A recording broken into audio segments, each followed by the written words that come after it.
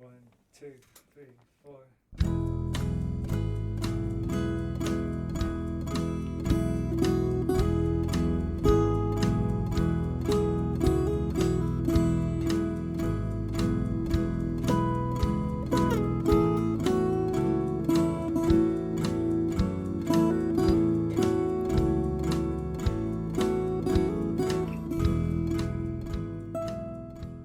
You are listening to SKYLIT, the SKYLIT Books podcast. SKYLIT Books is a general interest bookstore in the Los Feliz neighborhood in Los Angeles. You can shop with us from 10 a.m. to 10 p.m. or visit us online 24/7 at skylitbooks.com. Follow along at SKYLIT Books Instagram and Twitter. You can subscribe to the podcast on Podbean, iTunes, and Spotify. Thank you for listening, and now on to the episode. All right. Hello, my beautiful and lovely listeners, and welcome to SKYLIT. This is the SKYLIT Books podcast, and I'm your host, Lance Morgan. Today, I'm so excited to welcome Pornsak Pichetshote, author of the graphic novel series, The Good Asian. But before we start, I want to remind you that SKYLIT Books is currently opening, but we are following the CDC mandate. So please bring your masks with you and be very aware and respectful of both the employees working there and your fellow customers. But please come on by. We're so excited. We would be so excited to see you.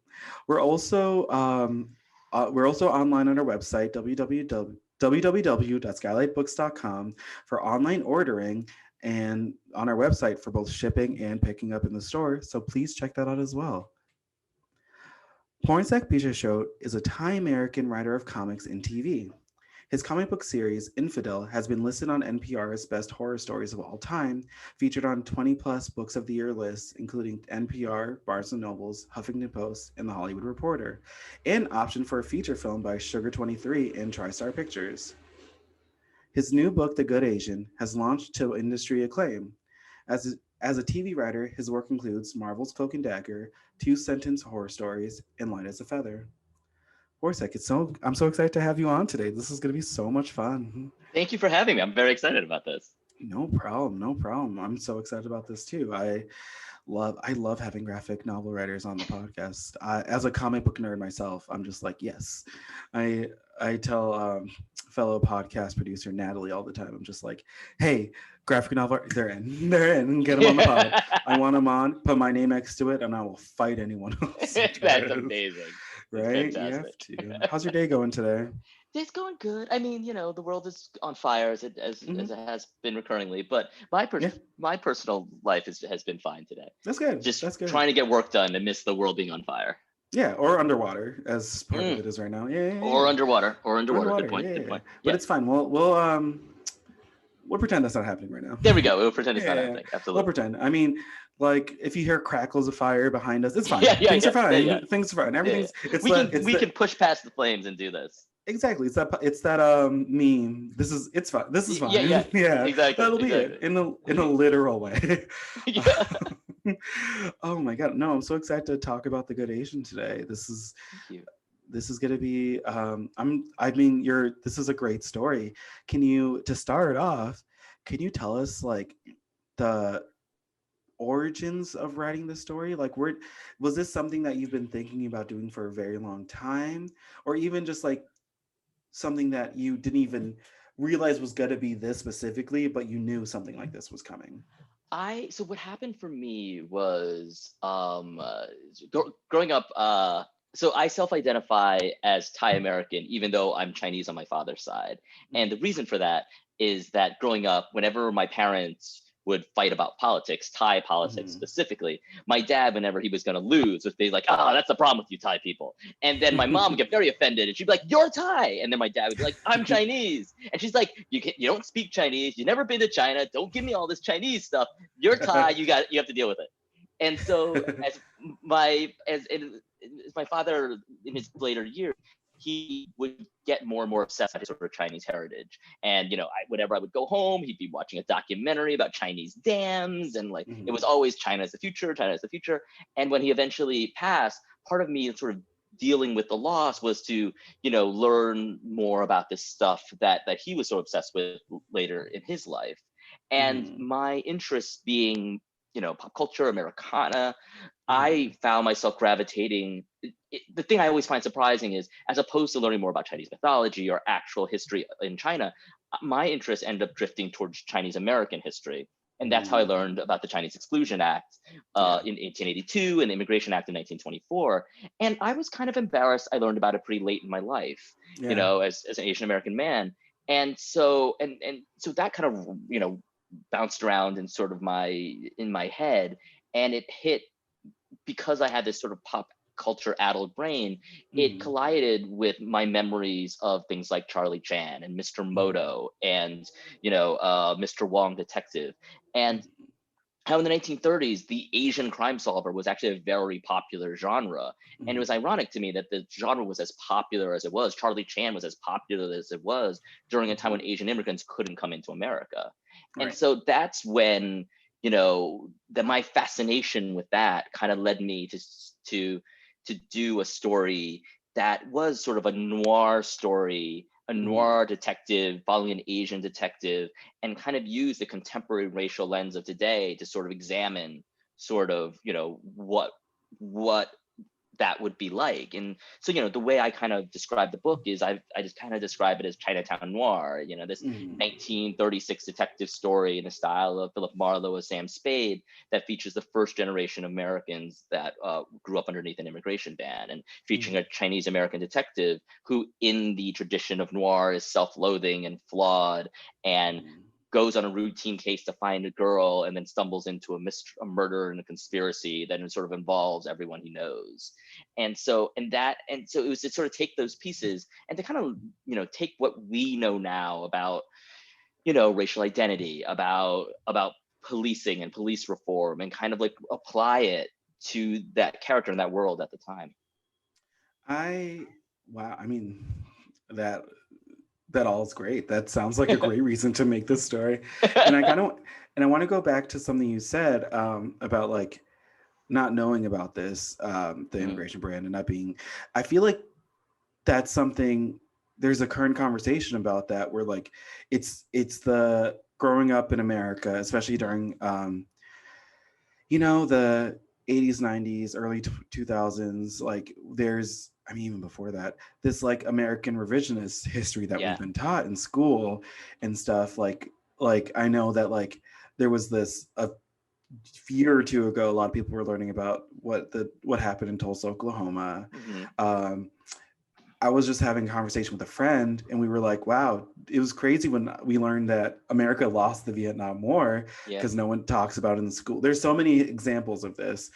And I think there's something happening right now where it seems to be falling on the shoulders of writers and graphic novel writers and TV writers and all of this to like teach people, hey, this is what they're not teaching you in school, or this is what we weren't taught in school. But the truth is, like, I mean, like, it's just, it's crazy. Like, how does it make you feel to be like one of these people who's like, oh, I want to tell people about this thing that they might have not have learned in school, or they might currently not be teaching in school. And a kid might pick it up and be like, what?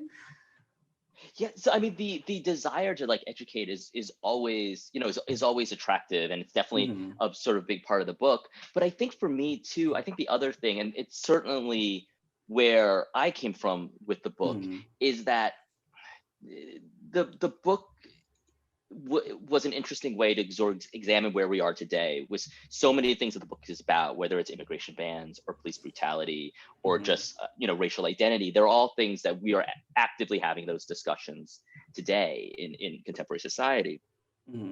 And one of the things that was interesting for me was that I wanted to talk about Asian American identity now and Asian American themes, and what does that even mean? You know, what are those questions? And I found out that it was hard to talk about that without acknowledging Asian American history. And then it was realizing that because we haven't talked about Asian American history, we don't have the vocabulary to talk about Asian American identity now. And that's, for me, a lot of where it came from. So there's absolutely a big desire on my part to sort of educate, but there's also, in many ways, it's to lay the for a conversation. And it's a conversation Mhm. I'm having with myself as well. Mhm. As I look, one of the exciting things I find about the book, it's coming out during a time like I'm going to go see Shang-Chi this weekend, and Right. and there's all this sort of stuff there. And the idea of Asian American protagonists in popular culture is becoming more of a conversation. And there is this question of, what are Asian American themes? What are Mhm. Asian American ideals? What is Asian America's place in this bigger conversation we're having about Mhm. race? And it's a very live conversation. And it's been very interesting that the book is coming out while we're having, and it was always meant to sort of reflect that conversation, Right. as well as I'm listening to it and try to Mhm. think like, well, what does all this mean? And for me, where I had to start off with was, well, let's look at something like, to me, the Chinese Exclusion Act, the Immigration Act of 1924, that very much informs where we are now and where the conversation is now. How Yeah. little so much of it has changed in almost 100 years, and so it was about covering all that ground. So for Mhm. my own sake, to just be able to educate myself about how to have that conversation and where to look for the answers to the questions I'm looking for.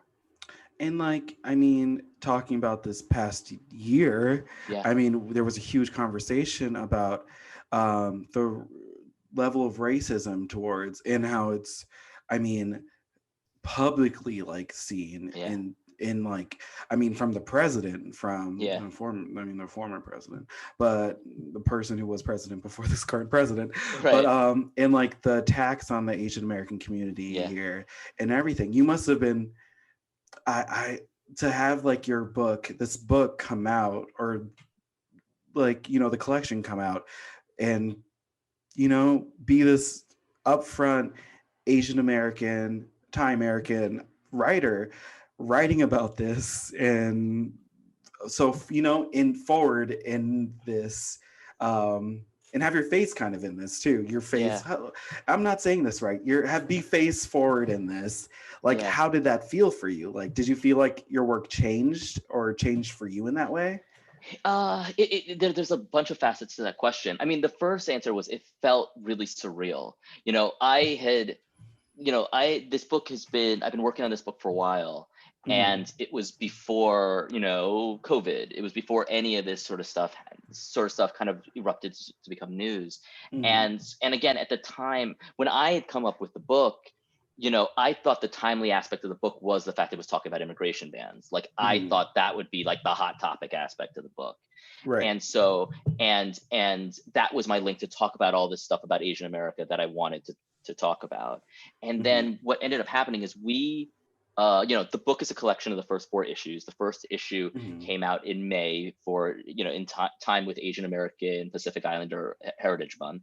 Right. But it was announced in February, and it was announced in, I want to say, the third week of February. And it was Mhm. around that third week that um, there were more attacks on elderly people in Mhm. Chinatown. There were already a lot, and they spiked because elderly people were depositing their Lunar New Year money, and Mhm. so muggers saw them as sort of prey, and Right. and and there was a spike in attacks. And around that time, on Twitter and on social media, a lot of Asian Americans were calling out about this and how the news wasn't covering it. And Mhm. the news, and it kind of just hit this tipping point where, I think, I don't know what the first mainstream news outlet was. The first one I remember was NBC, but I'm sure that wasn't the first. But it had Mhm. just sparked national coverage, and that Mhm. happened the week we announced the book. And so Mhm. it was a really surreal experience for me, and an uncomfortable experience for me, because even though I had been living in this book for so long, having this extra context of what was happening in the world right now, on the one Mhm. hand, it was related enough that I could not talk about it because that was part of the problem. At the Right. same time, though, it's not like the book is about those things specifically, because it's about a Right. time before that. And so there's a part of me that felt guilty to connect the book to that, because it Mhm. felt like I was being exploitative. And so it took a long, and I'm not gonna lie, like in my early interviews, I feel like you can kind of see me kind of lose my mind a little bit in terms of like, Mhm. what is the right way to talk about this? What is the Right. sensitive way to talk about this? And Right. what I eventually landed on was, it took some time, it took more of this sort of stuff to happen and a little bit of remove, but it, I eventually got to the place where the stuff that we're talking about the book, it is part of a history that sort of leads up to this past year, and honestly what's still happening right now, about how Asian Americans have never felt comfortable speaking out for a variety of reasons, and it's been a long history that has kind of gotten us to this point that we're at now. So it's been a surreal experience to have all this sort of stuff happen and try to figure out to what degree the book talks about it. The good news is this book, and again, part of the reason why I chose 1936, part of the reasons why I chose so much of where the book goes, was to be a reflection of the current time. And this was before COVID, this before Stop Asian Hate hashtags. And so it was interesting to find that those mirror opportunities were all still there. I just needed to tweak some dialogue here and there to lean in a little harder and a little heavier to an audience that might be a little bit more informed to some of the conversations that are happening right now. Right. And I mean, yeah, like to set it in that time, but also to have that main character be like of the time and, remind me of like a real, just, noir, self-loathing character too. But like something about him also being this Asian American character during this time period too felt like a new twist on that, like a very contemporary reason for that. What was it like writing a character like that and like taking influences from these noir characters? It was interesting. I mean, writing the book in general involved sort of a lot of research, and writing Edison, it took a while to get his voice right. You want it to evoke the classic noirs. At the same time, though, I think when most people think about noir, they think, or noir narration, they think Raymond Chandler prose, and that can easily get into self-parody if you're not careful. So there's a little bit of, there was a lot of research. Was involved. The character is very much based on the inspiration for Charlie Chan, the first Chinese American detective, Changaparna, who was a Chinese American cop in Hawaii, and he was the first. He was the first Chinese Asian American police officer. There was a lot of reading on sort of like what Black officers go through, in Black communities and the struggles there. So it was pulling from a lot of different places, and then taking all that. And again, the thing that I enjoy about doing stuff like this in genre is that there are notes you need to hit in order for there are tropes that you need to hit in order for it to feel like the genre. And if you do it right, they are features, not bugs. If you do it right, they're a chorus, and they can echo and they can resound. And so there's things that work itself out very nicely. So a self-conscious, self-loathing Asian sort of man, which I know lots of, and it's an aspect that's very much a reaction to sort of pop culture and what you sort of don't see. Well, that became something I wanted to explore. But then also like the noir archetype of like, the self-loathing cop who's burnt out, and he redeems himself with one last case. They kind of lined themselves up nicely. So it's a little bit about taking some of the moves and some of honestly the music that and just informing it with all these new details that come from research. And I mean, yeah, it just it reminds me of like how a lot of comic book artists or writers, and graphic novel writers are doing this, or people just like in that world are doing this right now, where they're saying, this conversation needs to be had in this medium, as well as like, because it's happening. It's something that like readers want to see, readers who haven't seen themselves. It reminds me of me watching the new Watchmen series, and being like, oh wow, Black. it's really Black.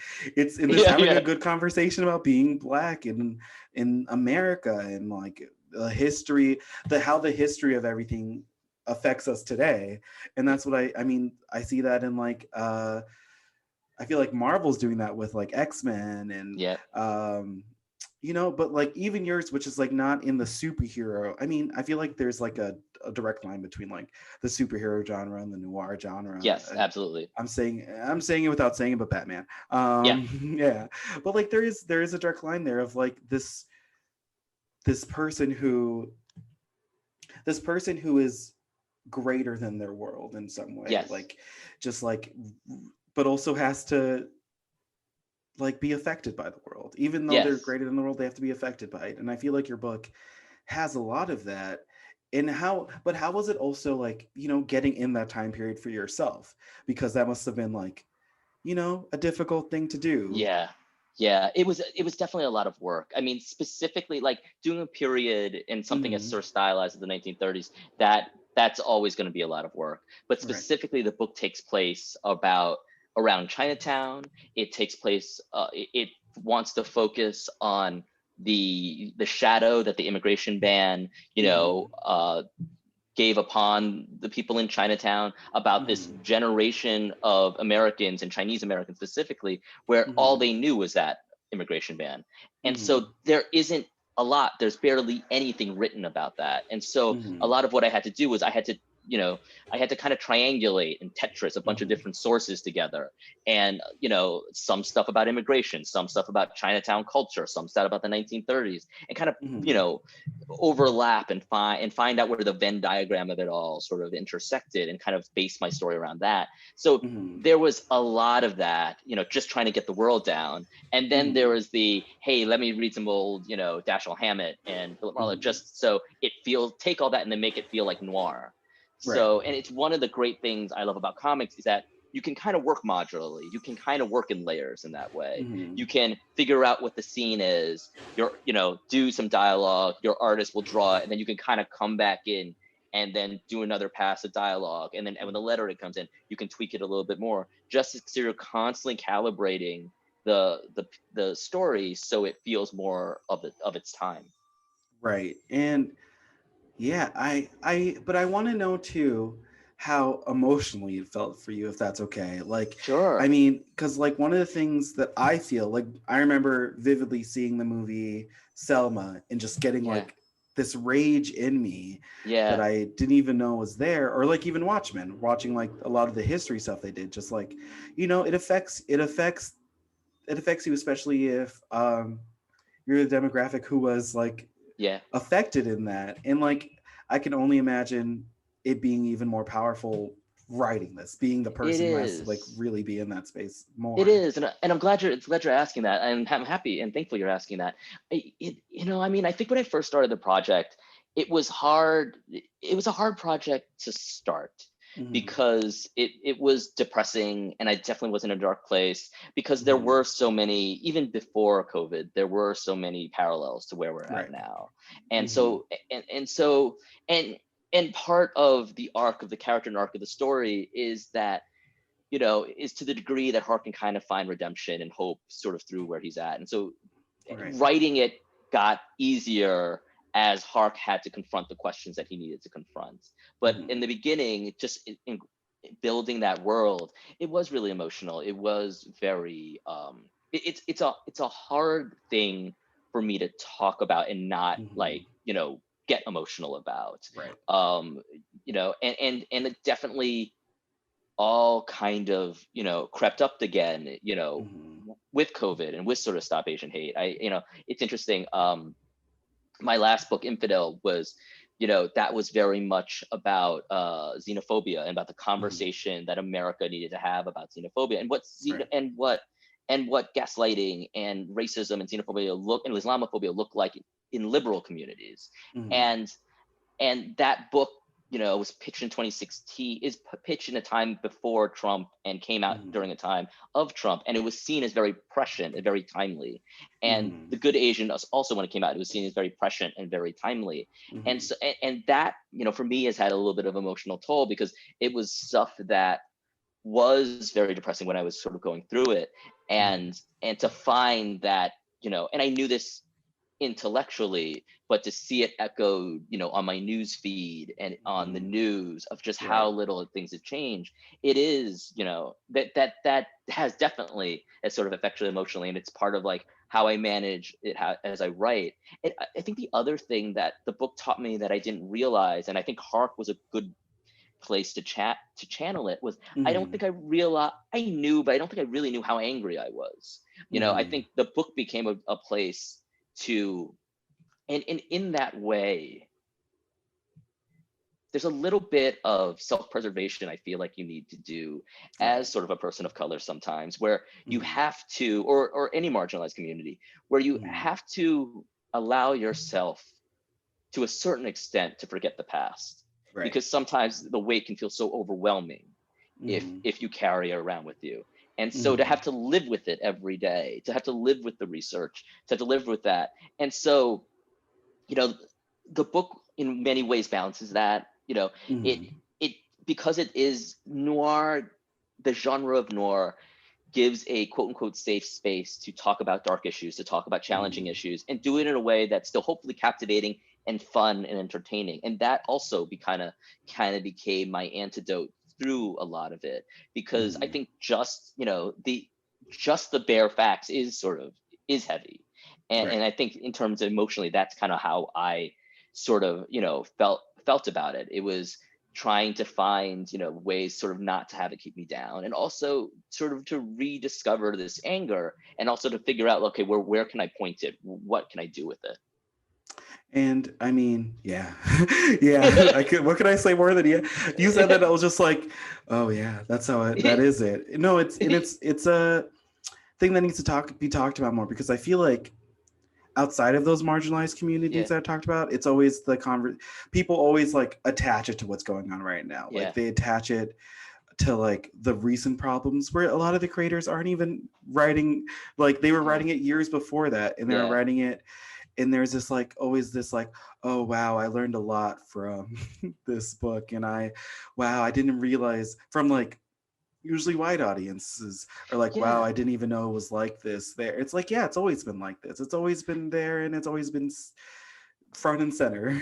Yeah, and there's always the fear, with the hashtags, with the Hmm. protests, with the marches, that it's just a fad, that it's performative. Yeah. And so, Oh like, yeah. so even now, like, the book launched really big when it came out because it was at the height of all that sort of stuff. It's Hmm. months sort of since then now, and there is absolutely this fear, sort of my part, is like, has the American public just kind of moved on?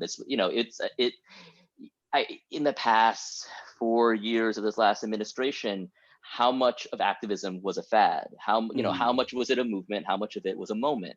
And I think we're Hmm. still trying to figure that out. We're still trying to see. And I know, just speaking for myself, like, I do worry that the book, when we launched the book in single issues, was the most receptive time for it, Hmm. because that's when all the news was about it, and now people have kind of moved on to the next thing, and I don't Right. know. But that's always sort of the fear when you're talking about this kind of stuff. And I feel like that's also a symptom of quote unquote woke culture, is Mm, like it's woke culture for what's cool, what's the thing to like be woke about. yeah, And it's like performative as opposed it's to performative. educational. Yeah, Yeah. And it's like it's only woke for, you're only woke except the people who are affected by it. Like people who are right, affected, it's right. just their regular everyday life. I saw this hilarious meme during the Black Lives Matter movement last year, which is like this woman getting like a bunch of texts on her phone, and her friend being like, "Oh my God, what's happening?" She's like, "It's fine. My white friends are just realizing racism. Yeah, yeah, They're yeah. just realizing racism exists." And I saw that, I'm like, "Yeah, yep, Yeah, yeah, that's it. yeah. That's the one. That's the one." It's like, yeah, this is my life. It's not a new. It's not a um recent thing that just Yeah, happened because you saw it on the news or right. you were on Twitter. No, it's and I feel like books like yours does a great job of being like, that was the 1930s, and tell me what's the difference there. Yeah, What's the difference? What's new now? yeah, What's new? What's happening? The resistance isn't new, it's just being recorded now, right? We just all yeah, have phones to see it on and all that stuff. But like, I mean, it's great that we get like a book like yours to like really just show us in a way that I think graphic novels have the power of doing, where it's books are great. Books, you get to put your yeah, imagination on stuff. yeah. Like literature, I would never say anything bad about literature on this podcast ever. Remember that, on this podcast ever, in quotations. No, I'm joking. I would never say anything bad about it. But graphic novels, you're seeing it too. There's like no like hiding in your imagination about, oh, I can't see it, so it can't hurt me.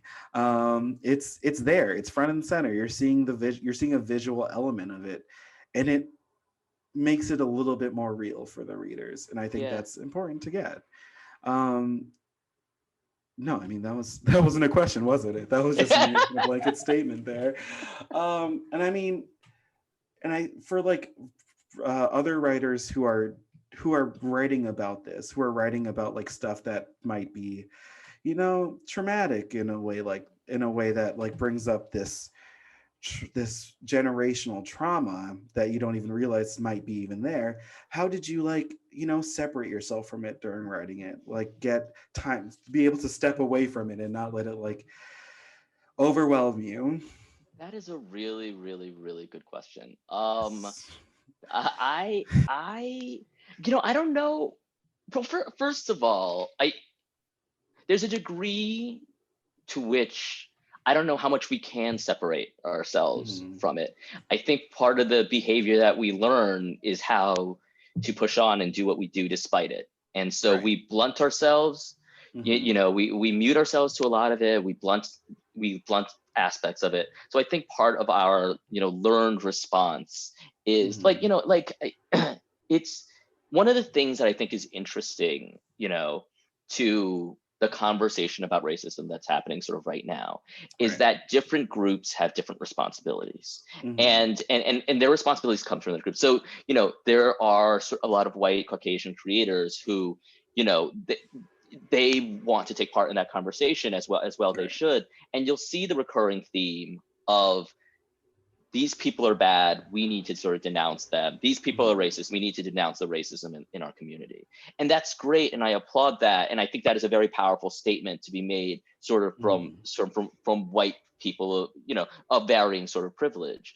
Right. But as a writer of color, as a person of color, if I wouldn't leave my house if I didn't have to deal with a certain amount of racism, I would never leave the house, Right. and it's part of, like, as a person of color, that's just something you take you set your own line of how much Mhm. racism is good and how much racism is bad, but it's all Right. kind of there, Right. and some of it's benign and some of it's Mhm. just cultural inertia, but it's Mhm. all part of there. And so to draw this hard line in the sand of saying no racist, again, I applaud people who do that, but for a person of color, it's not quite as, pardon the phrase, black and white as that. And Right.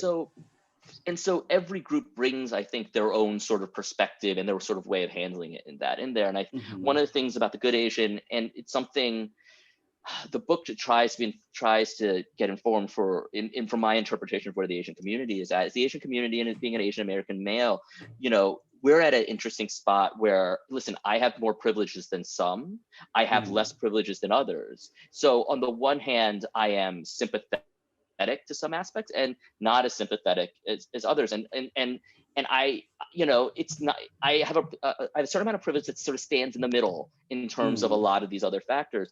And so much of the book was just about, like, you know that perspective, I guess, sort of Mhm.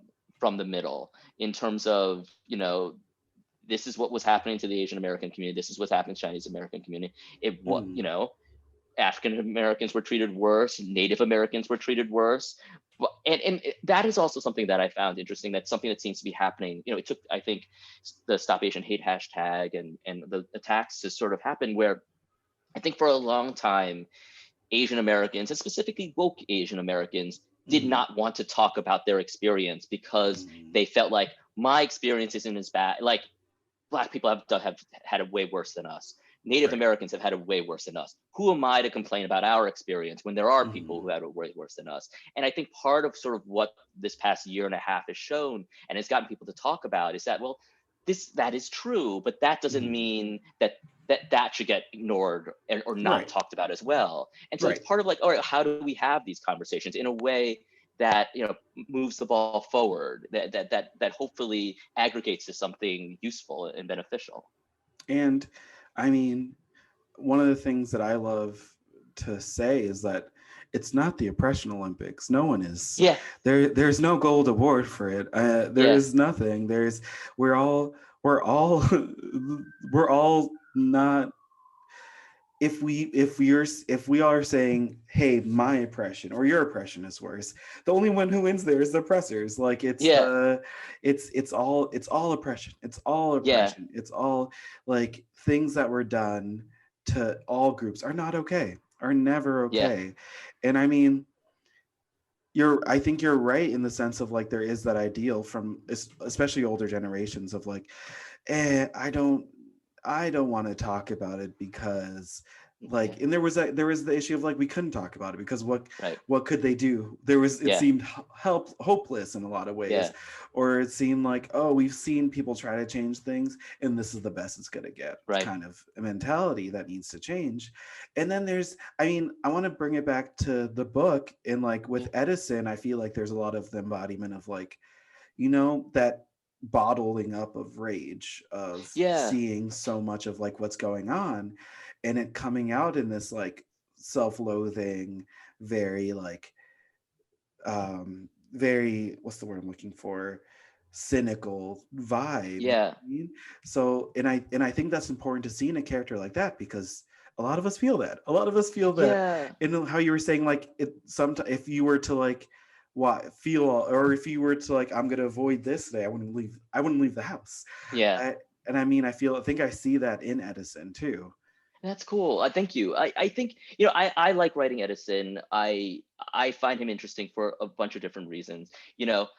He, I think it is common amongst, I shouldn't say it's common. I certainly know enough Asian Americans who, and I certainly feel this, that ask, am I Asian enough? Am I American enough?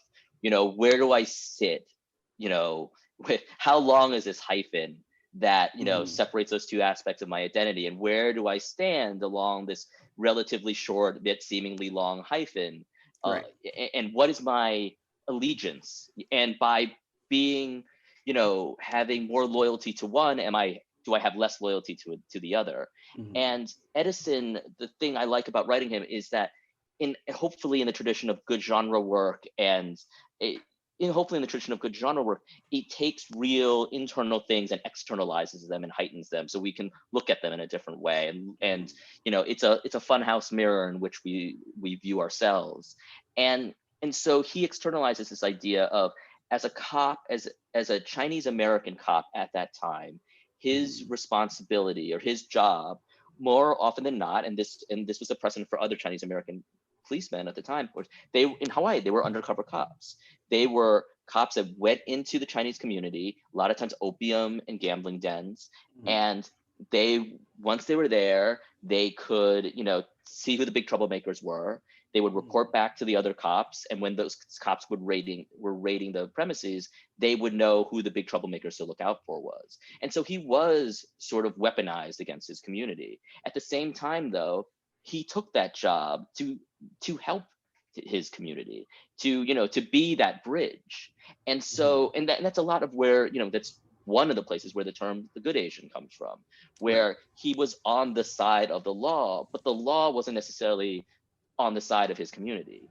And Mhm. so, one of the things I like about writing Edison is that he takes, hopefully, you know what I certainly know, what a lot of Asian American people and men, Mhm. that I know, have sort of experienced or feel about this. Am I Asian enough? Am I not Asian enough? Am I American enough? Am I not American enough? And adopting the perspective of a world that says, as an Asian man, you're less than. And Mhm. so, because he is part of this police system, despite what he believes, there's a part of him that believes that, even as he's rebelling against that. And that's a lot of where the self-loathing comes from. That's a lot of where the burnout comes from.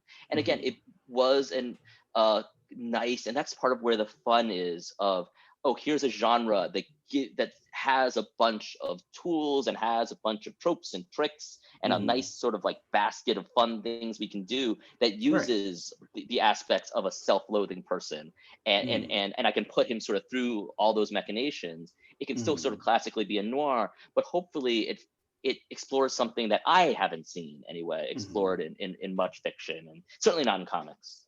I mean, that's always a good goal of writers that I hear is like to write stuff you haven't seen, to be the Yeah. person. If you, um, one thing someone told me once, it's like if you haven't seen it and you complain about it, you do it. Like you Yeah. be the person who does do that. And it's always, I mean, it's always like, uh, it hurts sometimes to be like, why haven't I seen this? Why haven't I gotten to be the person who gets to, wake up and see representation of how I feel on there? Yeah. But it's like you paid forward. You're doing it so someone else doesn't have that same feeling in the future. Yeah. Yeah. And Yeah. like, Yeah. and Exactly. what Exactly. I'm saying is you're an angel and you're one way trip to heaven. Like Thank you. I appreciate that. congratulations, your ticket's in the mail. You got a good first class seat too. Congratulations. Like So thank that's you. not Thank you. Thank that's you. not easy to get. That's not an easy one to get. Well, No, I mean, we'll see if it, it's one of those things of just like you talk about being the first, and you're only the first if other people are following you. So right. like, Yeah, that's true. so That is so true. then otherwise you're the outlier.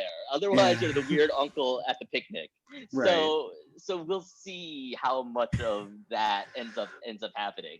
But Well, like that's all I can cool. say is that like you know I would love to be part of a tradition. Like Toni Mm, Morrison famously right. wrote because she wanted to write the stories that she never read, Right. and so that's a great tradition to be a part of, and Mhm. I would be so lucky to consider myself part of that tradition. I mean, Toni Morrison. You heard it here first, guys. Pornsek's gonna be the next Toni Morrison, and I'm ready. And I will say, wow, I met the next Toni Morrison. I'm gonna put that. I'm gonna put that on Oh in the bio God, of this episode. The next Toni Morrison. I that's amazing. no, I mean that big shoes to fill, but I believe in you. I believe in I you. appreciate that. I No appreciate that. problem. No, I mean, no, we should all aspire to be the next Toni Morrison Yeah, in that yeah, aspect of like we're gonna change the world. We're gonna change yeah, how people see this thing. And I mean that's so important in both small and like in both small and big ways. Like there's you know what, there's actually no small way to do that.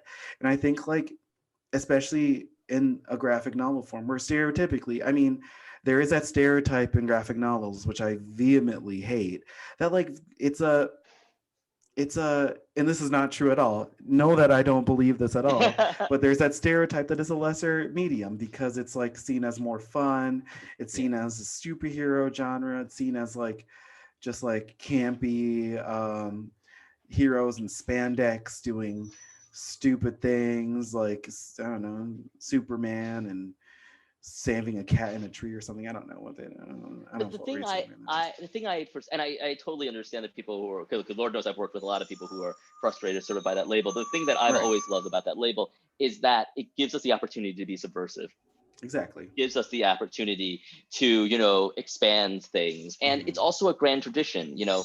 They said the same, they've always said the same thing about genre fiction. They Hmm. used to, at one point I believe in the 19th century, said the same thing about prose because it was the Hmm. inferior form compared to poetry. So it's a really, and they said the same thing about American fiction. So it's a Right. great tradition to sort of, in my opinion, to be a part of. I mean, and I I am a fan. I am a person Yeah. who sees it and it's like, I mean, I feel like it's changing with like, Yeah. I don't want to just say Marvel, but like even like stuff like Watchmen we were talking about Yeah. earlier, a TV show that like Gabe said, "Oh, this is about racism. This is about Yeah. like the stereotypical racism." And like the X-Men have always been that like Yeah. voice of like um discrimination, how what that looks like in in the specific universe. Yeah. But I mean, like, there's a lot of that idea of like we can people are saying, oh, this medium is bigger than what we thought it could be. And I feel like in 100 years, people look back and see these graphic novels as like a timeless piece of like just what the world was like in this time Yeah. period and what it looks like. I mean, even comic books you look like 60 years ago and you're like, wow, that says a lot about that time period and like Yeah. what was happening then. So I mean, what I'm saying is your work will be immortalized. I appreciate that. Museums they'll have for you. No, I mean, no, I hope that's true, honestly, because like things like this needs to be talked about. And like I mean, for all the teachers out there listening, I know you're there because you reach out to me, and I love that, and keep doing that. But for all the teachers listening, maybe look at this as like maybe a piece of working curriculum to teach about this time period, which too many history books leave out. And like, and other thing that I love about it too, and you can correct me if you think if you correct me if you have another opinion on it, but like students, I mean, younger people love, especially the ones who don't read, love comic books for that reason, and graphic novels, because it's not just reading. It's Yeah. a visual, and it's a visual medium for them too, which makes it like, easier and more fun. Yeah. And reading, Yeah. people don't know this, reading could be fun. Reading can be fun. Well, I'm definitely one of those delinquents where most of everything I've learned from comics. And so That's great. and so, and so I definitely infuse that spirit in the book. So like, in the book we have sort of, the narrative in and of itself. But at the end, we also have historical notes about sort of like expanding on the history of the Chinese Exclusion Act, or, we get in our second chapter, we get into the chop suey club circuit of the 1930s, timeline of immigration and all that kind of stuff. So, the book definitely wants to be entertaining, but it also wants to be educational in that sense. And hopefully it does that in an entertaining way. So the story is a noir, it is a thriller, but it also comes with sort of the notes that I have that kind of adds context, so that, so I don't have to force the narrative to be a lesson, and it can just sort of sit on its own. I mean, and that stems from like books like, I mean, so many books that we had to read in school did that, right? Yeah. The Odyssey is about, I don't know, infidelity and the patriarchy. Wow, did I say that about the Odyssey? No, no one's gonna say that. No, but I mean, like, Great Gatsby is about like classism and homoeroticism. I mean, what? Again, where is this coming from? It's not me saying any of this. Wow. But yeah, no, I mean, what I'm saying is you can learn anything from stories. That's how it all started. Stories started it all. So thank you for continuing that grand tradition of telling how things should be through stories. Sadly, we have to wrap up. But the last thing I want to ask you is, what would you say to writers who want to write graphic novels? Maybe graphic novels are, let's stick with graphic novels. Graphic novels about like a story that shares their experience, whether it be generational, personal, or any kind of like thing that they say, oh, this is something that relates to me in some sort of way, and I want to make this come across in this story that I want to write. What would I say to them? Well, if they want to write graphic novels specifically, what I would say to them is be a friend to artists.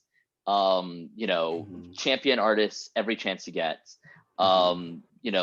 The ability to make your book will come down to your relationship with your artist, and sometimes that relationship means the amount of money you can pay your artist, and sometimes that relationship means just your personal relationship of, oh, I can't pay you that much, but this is this project that we both really believe in, and so I'm willing to split ownership with you and all that. So in terms of like the nuts and bolts of it is what I would tell a writer who's interested in talking about that.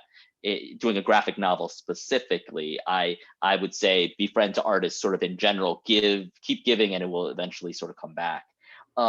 In terms of just someone, sort of telling a story, I guess, just in general, I mean, I don't know if I can say anything too profound that I'm sure everyone else hasn't sort of said. But I think we're in a really interesting time right now where people want to hear different perspectives and want to hear other perspectives, and that is freeing. And so, but at the same time, I don't necessarily think there's a quid pro quo to that, and which is to say that tell your story. And sometimes it's your golden ticket, and sometimes it's not. But even if it's not, that's not a reason not to keep telling those stories. It's a chorus that needs to be built. That's great advice. Wow, that's amazing. You said you didn't want to say anything profound, and then you say something profound. Wow. liar. I'm joking. Yeah. No, you did. You said something profound. Congratulations. You did it. Oh, thank did you. it. Thank you. did it. I win. You win. Yes. No, thank you again so much. For all the listeners, you can now pick up The Good Asians at Skylight Books. It'll be on our podcast display if you've been and you've seen it. If not, it's right at the front of the store. You'll see the little tag saying The Good Asian, listen to our podcast. So if you bring friends, tell them to listen to the podcast. No, but thank you. And if you want to see a preview of it, we'll have a preview link in our bio for the episode, and we'll post it on our social media too. So check out a preview, not the whole thing, because you know where you can get that. Skylight Books, or anywhere else, or your local independent bookstore. You can get it from them too. Please support your independent bookstores. Pornsak, do you have anything you would like to say to our listeners, or any last things you'd like to say to them, or the independent bookstore community in whole? Well, thank the bookstore community as a whole. I hope you ordered the book. Thank you for ordering the book. If you did, I think there'll be an audience for it. You can find me on Twitter at real_pornsak and on Instagram at real_psak. And but yeah, no, just thank you for the time more than anything else. No, thank you for coming on. This has been a great episode to listen to. And to all my listeners out there, I hope you have a beautiful day. Stay cool. Hopefully, we're not either hopefully you're not underwater or on fire. That's the dream, right? That's the goal right now. But no, I hope you have a beautiful rest of your day, and do something nice for yourself today. Thank you and goodbye. Thank you for listening to the Skylight Books podcast series. Please don't forget to visit our website at skylightbooks.com and make sure to follow us on Twitter and Instagram. Also, don't forget to subscribe to this podcast for more author talks and bookseller conversations. You can find us on Podbean, iTunes, and Spotify. Stay safe and healthy, and we hope to see you back in our store soon.